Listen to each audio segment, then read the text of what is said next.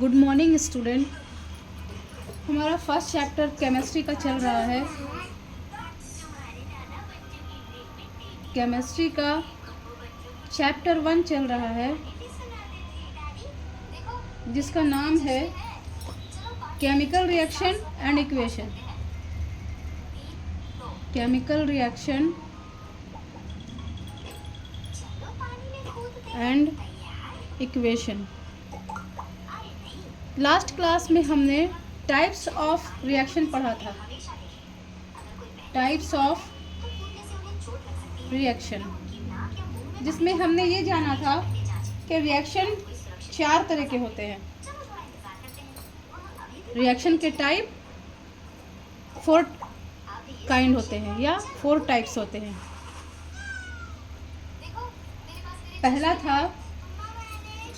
पहला रिएक्शन जो हमने पढ़ा था वो था कॉम्बिनेशन रिएक्शन।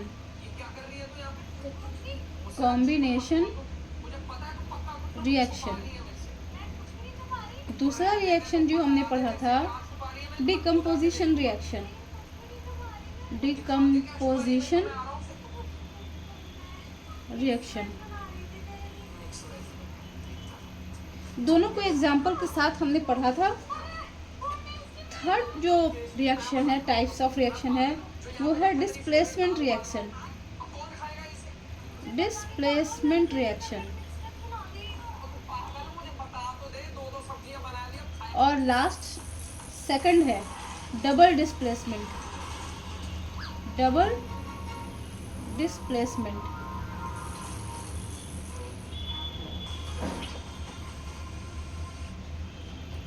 लास्ट हो गया oxidation and reduction reaction. Oxidation and reduction reaction.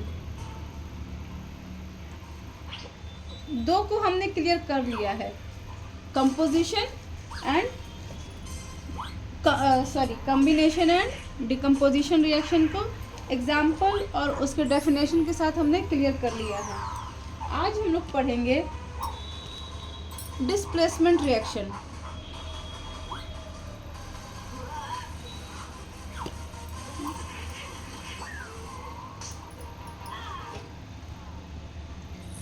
Third है, जिसका नाम है डिस्प्लेसमेंट। Displacement reaction. जैसा कि नाम है डिस्प्लेसमेंट, इसमें डिस्प्लेस करता है एक एलिमेंट को, दूसरा एलिमेंट डिस्प्लेस करता है। पहले इसका हम लोग डेफिनेशन लिख लेते हैं।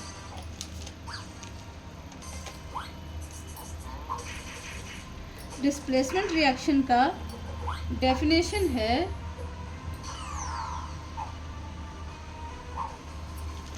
those reaction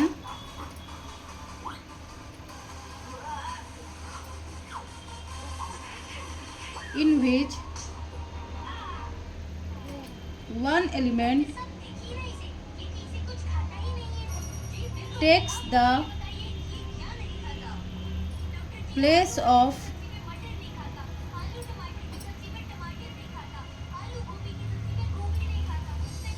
another element.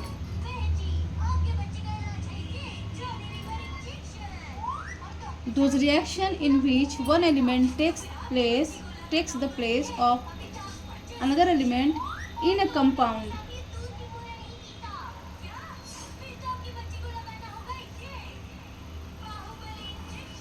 are known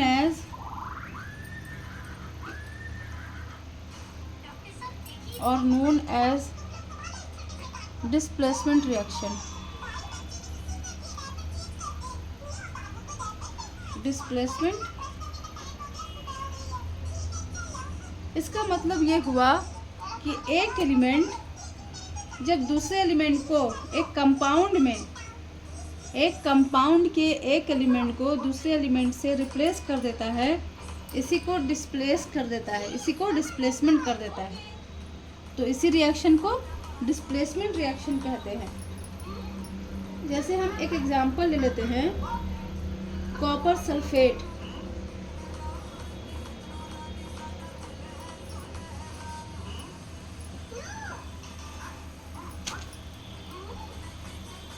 copper sulphate ये एक्वस फॉर्म में है और ये रिएक्ट करता है जिंक के साथ सॉलिड फॉर्म में।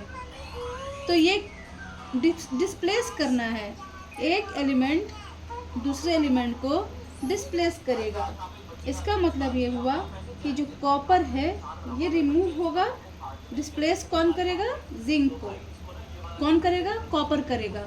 तो कॉपर अगर रिप्लेस करेगा तो बन जाएगा जिंक, और जिंक सल्फेट हो जाएगा ZnSO4। क्योंकि ये एक्वस था इसलिए ये भी एक्वस होगा, और बच जाता है क्या? कॉपर। कॉपर सॉलिड फॉर्म में हो जाएगा।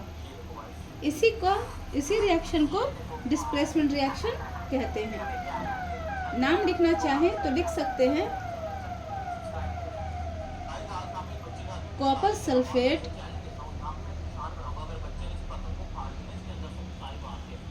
ये जिंक है सॉलिड, तो रिप्लेस करके डिस्प्लेस कर क्या बना? Zinc sulphate.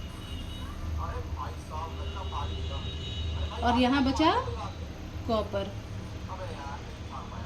अब हम लोग जानेंगे कि कॉपर सल्फेट जो सॉल्यूशन है ये ब्लू कलर का होता है। कॉपर सल्फेट ब्लू कलर का सॉल्यूशन होता है, और जिंक सिल्वरी वाइट होता है, सिल्वरी वाइट। इसी तरह से अब जब जिंक सल्फेट बना तो ये कलरलेस सॉल्यूशन होगा, कलरलेस सॉल्यूशन। और ये कॉपर रेड ब्राउन कलर का होता है। ये था डिस्प्लेसमेंट रिएक्शन।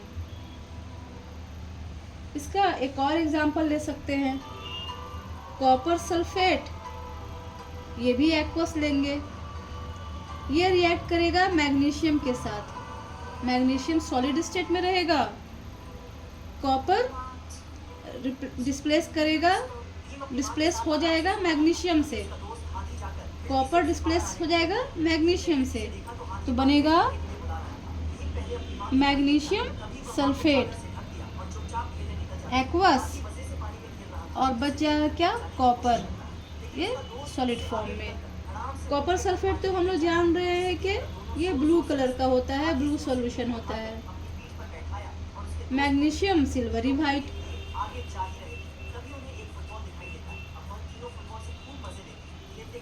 मैग्नीशियम सल्फेट ये कलरलेस सॉल्यूशन।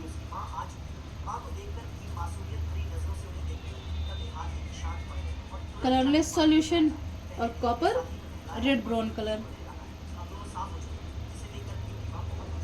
ये तो समझ में आया डिस्प्लेसमेंट रिएक्शन। लेकिन दो एग्जांपल जो हम लिए इसमें, और ये डिस्प्लेस किया कॉपर को मैग्नीशियम, एक एलिमेंट दूसरे को डिस्प्लेस कर दिया कॉपर को, तो बना मैग्नीशियम सल्फेट। लेकिन दोनों एग्जांपल में जो प्रोडक्ट मिल रहा है वो कलरलेस सॉल्यूशन हो रहा है। ये ज़रूरी नहीं है कि हमेशा कलरलेस सॉल्यूशन ही हो, ये ज़रूरी नहीं है कि जो प्रोडक्ट मिले हम लोगों को वो कलरलेस सॉल्यूशन हो। इसको समझने के लिए एक एग्जांपल और ले लेते हैं।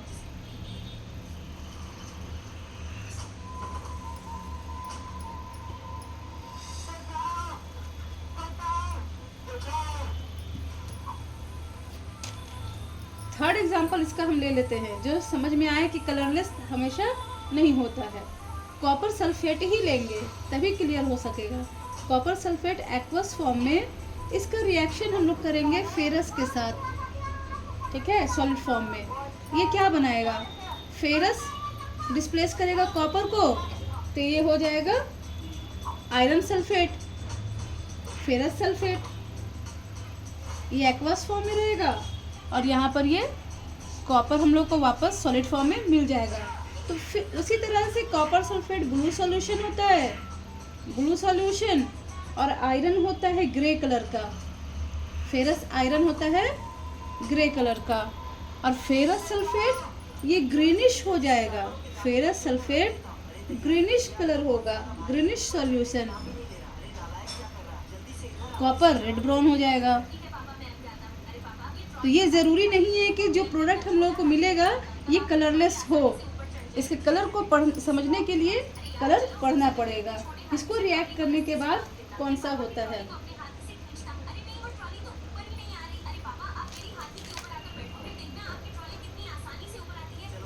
अब कुछ पॉइंट जो है बता देते हैं हम, इसको इरेज कर कर।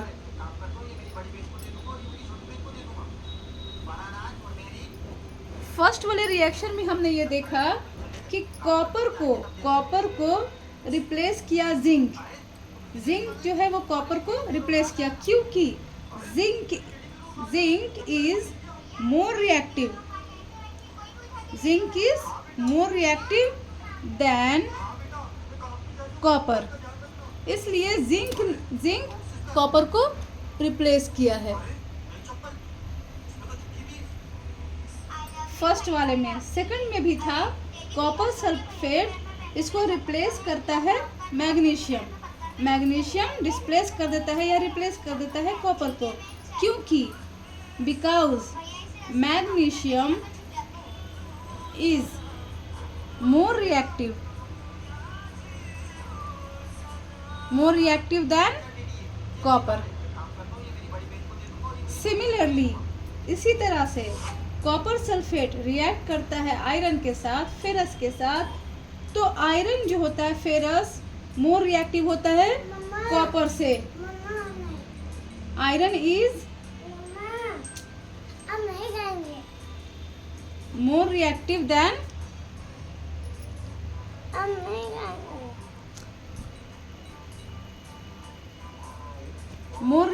Than copper.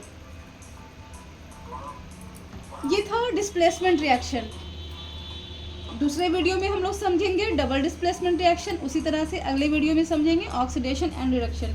अगर ये वीडियो समझ में आई हो और डिस्प्लेसमेंट रिएक्शन क्लियर हो गया हो तो प्लीज़ शेयर करें और लाइक करें। Thank you.